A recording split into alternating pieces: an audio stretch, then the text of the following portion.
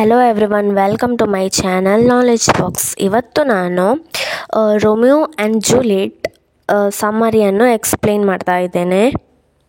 Romeo and Juliet ಈ story ಬರೆದಿರೋರು William Shakespeare. William Shakespeare was an English playwright, poet and actor, widely regarded as the greatest writer in the English language and the world's preeminent dramatist. William Shakespeare was an English playwright, poet and actor. English play writer ಆಗಿದ್ದರು, poet ಆಗಿದ್ದರು ಹಾಗೂ ನಟನೆಯನ್ನು ಕೂಡ ಮಾಡ್ತಾಯಿದ್ರು. Widely regarded as the greatest writer in the English language and the world's preeminent dramatist. ಅಂದರೆ ಅವರೊಬ್ಬರು ಪ್ರಖ್ಯಾತ ಬರಹಗಾರರು ಕೂಡ ಹೌದು ಮತ್ತು ನಾಟಕಗಳನ್ನು ಕೂಡ ಮಾಡ್ತಾಯಿದ್ರು. Romeo and Juliet is one of the Shakespeare's most popular tragedy. Shakespeare ಬರೆದಿರುವ ಸ್ಟೋರಿಯಲ್ಲಿ Romeo and Juliet is one of the most popular, ಪ್ರಖ್ಯಾತಿ ಪಡ್ಕೊಂಡಂಥ ಸ್ಟೋರಿ ಇದು. The given two extracts express the feelings of Romeo and Juliet when they see each other for the first time. ಇಲ್ಲಿ Romeo ಮತ್ತು Juliet ಒಬ್ಬರನ್ನೊಬ್ಬರು ನೋಡಿದಾಗ ಅವರ ಫೀಲಿಂಗ್ಸನ್ನು express ಮಾಡುವ ಎಕ್ಸ್ಟ್ರಾಕ್ಟ್ ಇದು.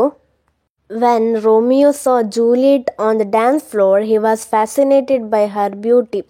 ಇಲ್ಲಿ ರೋಮಿಯೋ ಜೂಲಿಯಟನ್ನು ಡ್ಯಾನ್ಸ್ ಫ್ಲೋರ್ ಅಲ್ಲಿ ಅವಳು ನೃತ್ಯ ಮಾಡುವಾಗ ನೋಡ್ತಾನೆ. ಅವನು ಅವಳ ಒಂದು ಸೌಂದರ್ಯಕ್ಕೆ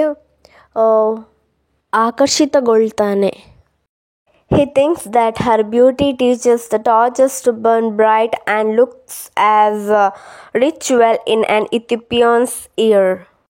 ರೋಮಿಯೋ ಅವಳ ಸೌಂದರ್ಯವನ್ನು ಈ ರೀತಿಯಾಗಿ ವರ್ಣಿಸ್ತಾನೆ. ಅವಳ ಸೌಂದರ್ಯವು ದೀಪವು ಹೇಗೆ ಪ್ರಕಾಶಮಾನವಾಗಿ ಬೆಳಗುತ್ತಿರುತ್ತದೆಯೋ ಅದಕ್ಕಿಂತ ಹೆಚ್ಚಾಗಿ ಅವಳು ಆ ನೃತ್ಯ ಮಾಡುವ ಕಾರ್ಯಕ್ರಮದಲ್ಲಿ ಪ್ರಕಾಶಿಸುತ್ತಿದ್ದಳು ಮತ್ತು ಅವಳು ಇಥಿಯೋಪಿಯನ್ಸ್ ಅಂದರೆ ಆಫ್ರಿಕಾದವರ ಕಿವಿಯಲ್ಲಿರುವ ಒಂದು ಶ್ರೀಮಂತ ಬಂಗಾರದಂತೆ ಕಾಣುತ್ತಿದ್ದಳು.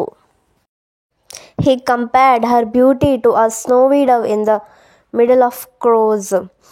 ಅವನು ಅವಳ ಸೌಂದರ್ಯವನ್ನು ಕಾಗೆಗಳ ಸಮೂಹದಲ್ಲಿರುವ ಹಿಮಶ್ವೇತ ವರ್ಣದಂತಿರುವ ಪಾರಿವಾಳವೊಂದಕ್ಕೆ ಹೋಲಿಸುತ್ತಾನೆ. He decided to wait till the dance ends and then he will go up to her and to make his ugly hand blessed. ಅವನು ನೃತ್ಯ ಕಾರ್ಯಕ್ರಮವು ಮುಗಿಯುವ ತನಕ ಕಾದು ನಂತರ ಅವಳ ಬಳಿಗೆ ಹೋಗಿ ಅವಳ ಹೂವಿನಂಥ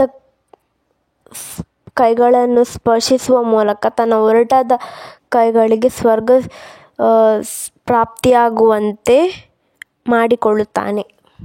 He also realized that he had never seen anyone truly beautiful as Juliet till that night. ಮನಸ್ಸಲ್ಲಿ ಅವನು ಅಂದುಕೊಳ್ತಾನೆ ಏನಂದರೆ ಅವನು ಇಷ್ಟರ ತನಕ ಇವಳಂತಹ ಸುಂದರವಾದ ಯುವತಿಯನ್ನು ಇಂದುವರೆಗೂ ನೋಡೇ ಇರಲಿಲ್ಲ. On the other hand, Juliet also attracted towards Romeo and describes his charm.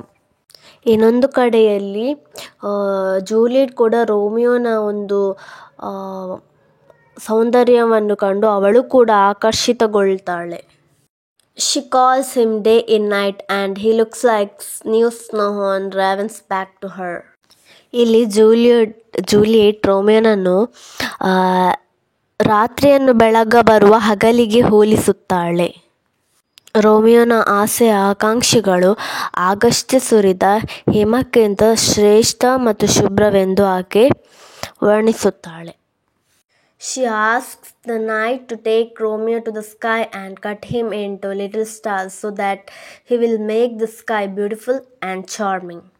Juliet ಕತ್ತಲಲ್ಲಿ ಈ ರೀತಿಯಾಗಿ ಹೇಳುತ್ತಾಳೆ, ರೋಮಿಯೋನನ್ನು ಆಕಾಶಕ್ಕೆ ಕರೆದುಕೊಂಡು ಹೋಗಿ ಅವನನ್ನು ಸಣ್ಣ ಸಣ್ಣ ನಕ್ಷತ್ರಗಳನ್ನಾಗಿ ಕತ್ತರಿಸಿ ಅವನು ಆಕಾಶವನ್ನೆಲ್ಲ ಸುಂದರವಾಗಿಗೊಳಿಸಬೇಕು ಮತ್ತು ಹೊಳೆಯುವಂತೆ ಮಾಡಬೇಕು ಎಂದು ಅವಳು ಕತ್ತಲಲ್ಲಿ ಹೇಳಿಕೊಳ್ಳುತ್ತಾಳೆ. ಮತ್ತು ಇಡೀ ಜಗತ್ತು ಸೂರ್ಯನ ಬದಲಿಗೆ ರಾತ್ರಿಯನ್ನು ಪ್ರೀತಿಸಿ ಸಂಭ್ರಮಿಸಗೊಳಿಸಬೇಕೆಂದು ಕೂಡ ಅವಳು ಹೇಳುತ್ತಾಳೆ. Thank you for watching. Please subscribe for more videos. Please subscribe my channel Knowledge Box. Thank you. Bye bye.